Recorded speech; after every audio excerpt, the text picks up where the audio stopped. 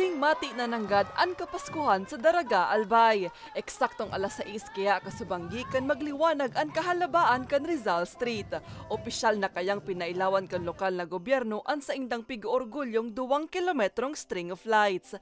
Ang mag-ilusyon na Jonalyn asin John Erickson, dahil nanggad pinalampas ang pailaw. Magayon sa pagmate na first time may makailing kiarang naman kayo na magkaibalan nga ni kami.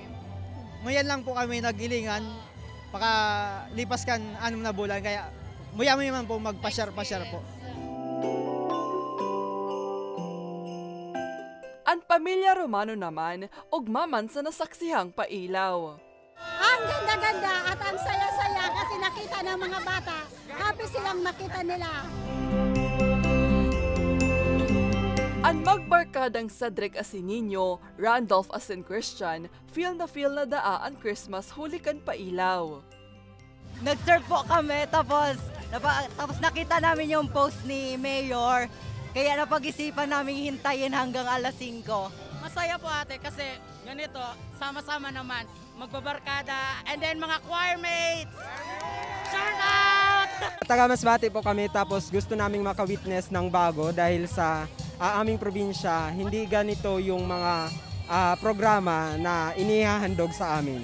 Gusto po namin maka-experience po ng bago, yung parang iba naman po, kasi sa probinsya po namin, di ganito talaga, kabongga. Istorya kan LGU, taong 2018 kan inot na ining puunan. Alaga durante kan pandemya, 2 Pasko man ining na paralisar.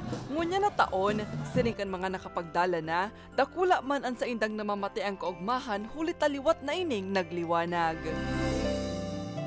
It was unexpected na aring sa kadakol ang presence sa mga Daragenyo na talagang nagaulat na mapailawan niya ding string lights for the Christmas celebration. So very overwhelming.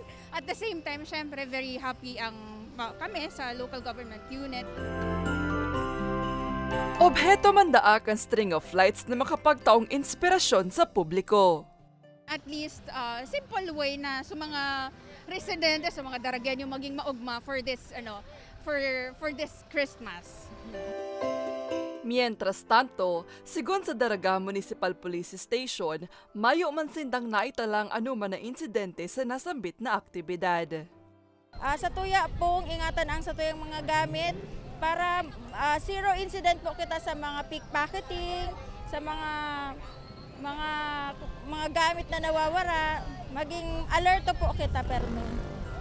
Sa mga maamot, mailing ang bagong atraksyon sa Daraga, ang string of lights sa Tunnel of Lights kan Banwaan, mailing po sa Daraga Town Plaza sundo sa BRTTH vice versa. Para sa mga storyang tatak, Bicol, Mariel Lorenzana.